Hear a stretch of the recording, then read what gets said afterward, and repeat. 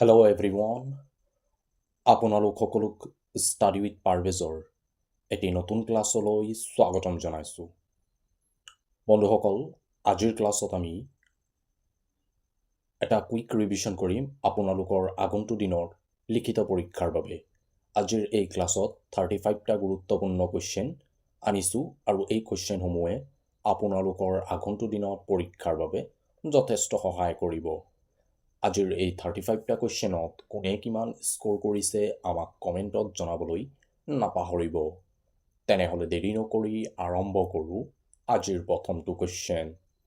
Question number 1, কোন চনত মেঘালয় পৃথক ৰাজ্য হিচাপে গঠন হৈছিল? অপশ্যন 4টাৰ ভিতৰত শুদ্ধ উত্তৰ হ'ব 1972 চনত মেঘালয় পৃথক ৰাজ্য হিচাপে গঠন হৈছিল। নেক্সট কুৱেশ্যন নম্বৰ 2, ৰংকাৰ উৎসৱ কোন জনগোষ্ঠীয়ে উদযাপন কৰে? অপশ্যন 4টা যদি আমি চাওঁ, কাৰ্বি জনগোষ্ঠী, মিচিং জনগোষ্ঠী, তিৱা জনগোষ্ঠী, বড়ো জনগোষ্ঠী। শুদ্ধ উত্তৰ হ'ব কাৰ্বি জনগোষ্ঠী। কাৰ্বি জনগোষ্ঠীয়ে ৰংকাৰ উৎসৱ উদযাপন কৰে। Next question number 3, Himanta Biswa Sarma অসমৰ কিমানতম মুখ্যমন্ত্ৰী হয়? অপশ্যন 4টাৰ ভিতৰত শুদ্ধ উত্তৰ হ'ব অপশ্যন বি, অৰ্থাৎ হিমন্ত বিশ্ব শৰ্মা অসমৰ 15তম মুখ্যমন্ত্ৰী হয়। কুৱেশ্যন নম্বৰ 4টো অলপ চেঞ্জ কৰি ল'বা, সাহিত্য একাডেমী বঁটা নহয়, জ্ঞানপীঠ বঁটা হ'ব। কুৱেশ্যন নম্বৰ 4টো হ'ব, কোন চনত নীলমণি ফুকনে জ্ঞানপীঠ বঁটা লাভ কৰিছিল? পুনৰ ৰিপিট কৰি গৈছোঁ কুৱেশ্যনটো, কোন চনত নীলমণি ফুকনে জ্ঞানপীঠ বঁটা লাভ কৰিছিল? অপশ্যন 4টাৰ ভিতৰত শুদ্ধ উত্তৰ হ'ব 2021 চনত নীলমণি ফুকনে জ্ঞানপীঠ বঁটা লাভ কৰিছিল। জ্ঞানপীঠ বঁটা প্ৰথম কোনে লাভ কৰিছিল? বীৰেন্দ্ৰ কুমাৰ ভট্টাচাৰ্যই জ্ঞানপীঠ বঁটা প্ৰথম লাভ কৰিছিল 1979 চনত। নেক্সট কুৱেশ্যন নম্বৰ 5, কোনে তেজপুৰৰ মহাভৈৰৱ মন্দিৰৰ নিৰ্মাণ কৰিছিল? অপশ্যন 4টাৰ ভিতৰত শুদ্ধ উত্তৰ হ'ব বাণৰজা। বাণৰজাই তেজপুৰৰ মহাভৈৰৱ মন্দিৰৰ নিৰ্মাণ কৰিছিল।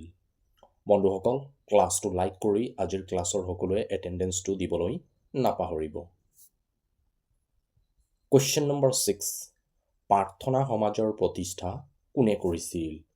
অপশ্যন 4টা যদি আমি চাওঁ, ৰাজা ৰামমোহন ৰায়, আত্মাৰাম পাণ্ডুৰাং, বীৰেন্দ্ৰনাথ ঠাকুৰ, স্বামী বিবেকানন্দ। শুদ্ধ উত্তৰ হ'ব আত্মাৰাম পাণ্ডুৰাংগে প্ৰাৰ্থনা সমাজৰ প্ৰতিষ্ঠা কৰিছিল। নেক্সট কুৱেশ্যন নম্বৰ 7, ভাৰতৰ কোনখন ৰাজ্যত নাথুলা পাছ অৱস্থিত? অপশ্যন 4টাৰ ভিতৰত শুদ্ধ উত্তৰ হ'ব ছিক্কিমত। ছিক্কিমত নাথুলা পাছ অৱস্থিত। নেক্সট কুৱেশ্যন নম্বৰ 8, কোন চনত জ্যোতি চিত্ৰবনৰ প্ৰতিষ্ঠা কৰা হৈছিল? অপশ্যন 4টাৰ ভিতৰত শুদ্ধ উত্তৰটো হ'ব 1961 চনত জ্যোতি চিত্ৰবনৰ প্ৰতিষ্ঠা কৰা হৈছিল। নেক্সট কুৱেশ্যন নম্বৰ 9, গোবি মৰুভূমি কোনখন দেশত অৱস্থিত? এই কুৱেশ্যনটো এইবছৰ এডিআৰিত আহিছে। অপশ্যন 4টাৰ ভিতৰত শুদ্ধ উত্তৰ হ'ব চীন।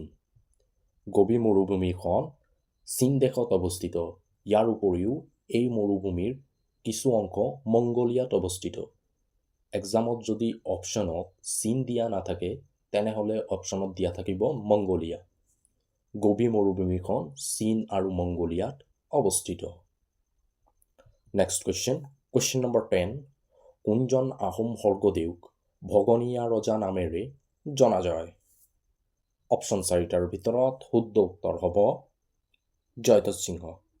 জয়ধ্বজ সিংহক ভগনীয়া ৰজা নামেৰে জনা যায়। কুৱেশ্যন নম্বৰ 11, প্ৰথম অসমীয়া দৈনিক বাতৰি কাকতখনৰ নাম কি হয়? অপশ্যন 4টা যদি আমি চাওঁ, দৈনিক বাতৰি, দৈনিক খবৰ, দৈনিক অসম, দৈনিক সংবাদ। শুদ্ধ উত্তৰ হ'ব দৈনিক বাতৰি। প্ৰথম অসমীয়া দৈনিক বাতৰি কাকতখনৰ নাম হ'ল দৈনিক বাতৰি। Next question number 12। ভাৰতৰ সংবিধানৰ কোনটো অনুচ্ছেদত অস্পৃশ্যতা দূৰীকৰণৰ বিষয়ে বৰ্ণনা কৰা হৈছে? অপশ্যন 4টাৰ ভিতৰত উত্তৰ হ'ব অনুচ্ছেদ 17ত অস্পৃশ্যতা দূৰীকৰণৰ বিষয়ে বৰ্ণনা কৰা হৈছে। Next question number 13। অসম সাহিত্য সভাৰ প্ৰথম সম্পাদক কোন আছিল? অপশ্যন 4টাৰ ভিতৰত শুদ্ধ উত্তৰ হ'ব শৰৎচন্দ্ৰ গোস্বামী অসম সাহিত্য সভাৰ প্ৰথম সম্পাদক আছিল। অসম সাহিত্য সভাৰ গঠন 1917 চনত কৰা হৈছিল। Next question number 14। কোনে নালন্দা বিশ্ববিদ্যালয়ৰ প্ৰতিষ্ঠা কৰিছিল? অপশ্যন 4টাৰ ভিতৰত শুদ্ধ উত্তৰ হ'ব প্ৰথম কুমাৰগুপ্তই নালন্দা বিশ্ববিদ্যালয়ৰ প্ৰতিষ্ঠা কৰিছিল। Next question number 15। ইংলেণ্ডৰ বিৱৰণ নামৰ গ্ৰন্থখনৰ ৰচনা কোনে কৰিছিল? অপশ্যন 4টা যদি আমি চাওঁ, আনন্দচন্দ্ৰ আগৰৱালা, ৰজনীকান্ত বৰদলৈ, আনন্দৰাম ঢেকিয়াল ফুকন আৰু হেমচন্দ্ৰ বৰুৱা। বহুবাৰ এই কুৱেশ্যন পৰীক্ষাত আহিছে। শুদ্ধ উত্তৰ হ'ব আনন্দৰাম ঢেকিয়াল ফুকনে ইংলেণ্ডৰ বিৱৰণ নামৰ গ্ৰন্থখনৰ ৰচনা কৰিছিল। Question number 16। তলৰ কোনজন আছিল অসমৰ আদিম ৰজা? অপশ্যন 4টাৰ ভিতৰত শুদ্ধ উত্তৰ হ'ব মহীৰংগ দানৱ। মহীৰংগ দানৱ আছিল অসমৰ আদিম ৰজা। Next question number 17। উত্তৰ প্ৰদেশৰ ৰাজধানী চহৰখনৰ নাম কি হয়? অপশ্যন 4টা যদি আমি চাওঁ, পাটনা, গান্ধীনগৰ, লক্ষ্ণৌ, চণ্ডীগড়। শুদ্ধ উত্তৰ হ'ব লক্ষ্ণৌ। উত্তৰ প্ৰদেশৰ ৰাজধানী চহৰখনৰ নাম হ'ল Lucknow. Next question number 18। Asamiya Bhasha Unnati সাধনী সভাৰ গঠন কোন চনত কৰা হৈছিল?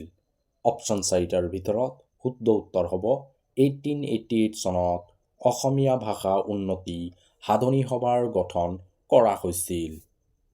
Next question number 19। কোনে জৈন ধৰ্মৰ প্ৰতিষ্ঠা কৰিছিল? অপশ্যন 4টাৰ ভিতৰত শুদ্ধ উত্তৰ হ'ব ঋষভদেৱে জৈন ধৰ্মৰ প্ৰতিষ্ঠা কৰিছিল আৰু তেওঁ আছিল জৈন ধৰ্মৰ প্ৰথমজন তীৰ্থংকৰ। জৈন ধৰ্মৰ একেবাৰে শেষৰজন তীৰ্থংকৰ আছিল মহাবীৰ জৈন। জৈন ধৰ্মত সৰ্বমুঠ 24জন তীৰ্থংকৰ আছিল। প্ৰথমজন আছিল ঋষভনাথ আৰু একেবাৰে শেষৰজন আছিল মহাবীৰ জৈন। Question number 20। কোন জনগোষ্ঠীয়ে বাইখো উৎসৱ উদযাপন কৰে? অপশ্যন 4টাৰ ভিতৰত শুদ্ধ উত্তৰ হ'ব ৰাভা জনগোষ্ঠীয়ে। ৰাভা জনগোষ্ঠীয়ে বাইখো উৎসৱ উদযাপন কৰে। Next question number 21। ভাৰতৰ এটৰ্নি জেনেৰেলক কোনে নিয়োগ কৰে? অপশ্যন 4টাৰ ভিতৰত শুদ্ধ উত্তৰ হ'ব ভাৰতৰ ৰাষ্ট্ৰপতিয়ে ভাৰতৰ এটৰ্নি জেনেৰেলক নিয়োগ কৰে। এটৰ্নি জেনেৰেল এখন ৰাষ্ট্ৰৰ সৰ্বোচ্চ আইনী বিষয়া হয়। Question number 22। তলৰ কোনখন ৰাষ্ট্ৰৰ সৈতে ভাৰতে পানীত আন্তঃৰাষ্ট্ৰীয় সীমাৰেখা স্পৰ্শ কৰে? অপশ্যন 4টাৰ ভিতৰত শুদ্ধ উত্তৰ হ'ব মালদ্বীপ। ভাৰতে পানীত আন্তঃৰাষ্ট্ৰীয় সীমা দুখন ৰাষ্ট্ৰৰ সৈতে স্পৰ্শ কৰে। এখন হ'ব মালদ্বীপ, আনখন হ'ব শ্ৰীলংকা। ভাৰতে পানীত দুখন আন্তঃৰাষ্ট্ৰীয় সীমাৰেখা স্পৰ্শ কৰে। এখন হ'ল মালদ্বীপ, আনখন হ'ল শ্ৰীলংকা। আপোনালোকে আমাক কমেণ্ট কৰি জনাওক ভাৰতে কিমানখন ৰাষ্ট্ৰৰ সৈতে আন্তঃৰাষ্ট্ৰীয় সীমাৰেখা স্পৰ্শ কৰে। পানীত নহয়, পানীৰ বাহিৰে স্থলত ক্ষেত্ৰত ভাৰতে কিমানখন ৰাষ্ট্ৰৰ সৈতে আন্তঃৰাষ্ট্ৰীয় সীমাৰেখা স্পৰ্শ কৰে।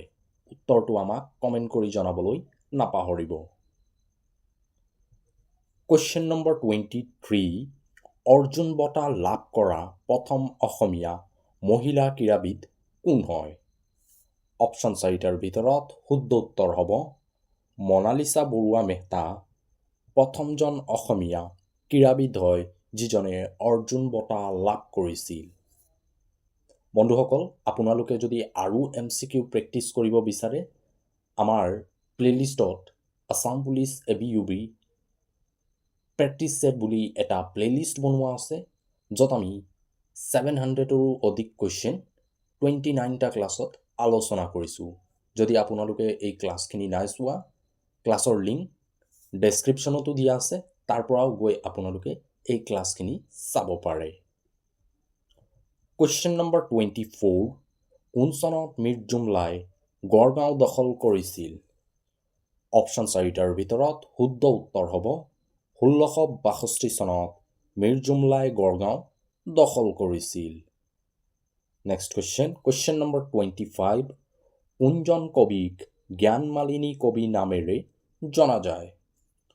অপশ্যন 4টাৰ ভিতৰত শুদ্ধ উত্তৰ হ'ব মফিজুদ্দিন আহমেদ হাজৰিকাক জ্ঞানমালিনী কবি নামেৰে জনা যায়। নেক্সট কুৱেশ্যন নম্বৰ 26, অসমীয়া সাহিত্যৰ নিদৰ্শন প্ৰথম ক'ত পোৱা যায়? অপশ্যন 4টা যদি আমি চাওঁ, সমুদ্ৰগুপ্তৰ এলাহাবাদ স্তম্ভ, চৰ্যাপদ, কালিকা পুৰাণ, ৰামায়ণ। শুদ্ধ উত্তৰ হ'ব চৰ্যাপদ। চৰ্যাপদসমূহত অসমীয়া সাহিত্যৰ নিদৰ্শন পোৱা গৈছিল। চৰ্যাপদসমূহ ক'ৰ পৰা উদ্ধাৰ কৰা হৈছিল যদি পৰীক্ষাত কুৱেশ্যন আহে? উত্তৰ হ'ব নেপালৰ পৰা। নেক্সট কুৱেশ্যন নম্বৰ 27, কোনজন আহোম স্বৰ্গদেৱে আহোম সাম্ৰাজ্যত বৰৰজা পাতিছিল? অপশ্যন 4টাৰ ভিতৰত শুদ্ধ উত্তৰ হ'ব স্বৰ্গদেউ শিৱসিংহই আহোম সাম্ৰাজ্যত বৰৰজা পাতিছিল আৰু তেওঁ 3গৰাকী ৰাণী আছিল আৰু এই 3গৰাকী ৰাণীক তেওঁ বৰৰজা হিচাপে পাতিছিল। নেক্সট কুৱেশ্যন নম্বৰ 28, তলৰ কোনখন বিহাৰৰ একমাত্ৰ ৰাষ্ট্ৰীয় উদ্যান হয়? অপশ্যন 4টাৰ ভিতৰত শুদ্ধ উত্তৰ হ'ব বাল্মীকি ৰাষ্ট্ৰীয় উদ্যান বিহাৰৰ একমাত্ৰ ৰাষ্ট্ৰীয় উদ্যান হয়। নেক্সট কুৱেশ্যন নম্বৰ 29, ৰাষ্ট্ৰৰ নিৰ্দেশাত্মক নীতিসমূহৰ ধাৰণাটো ভাৰতে কোনখন ৰাষ্ট্ৰৰ পৰা গ্ৰহণ কৰিছিল? অপশ্যন 4টা যদি আমি চাওঁ, আমেৰিকা যুক্তৰাষ্ট্ৰ, ৰাছিয়া, ব্ৰিটেইন, আয়াৰলেণ্ড।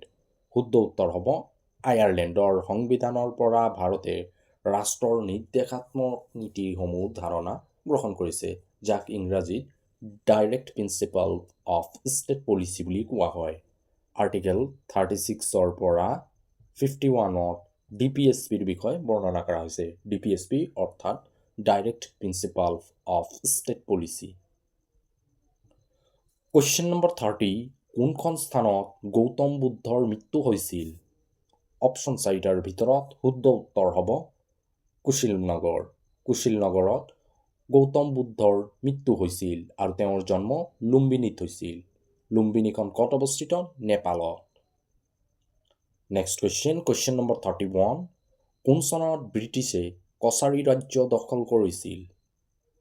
উত্তৰ হ'ব 1832 চনত ব্ৰিটিছে কছাৰী ৰাজ্য দখল কৰিছিল।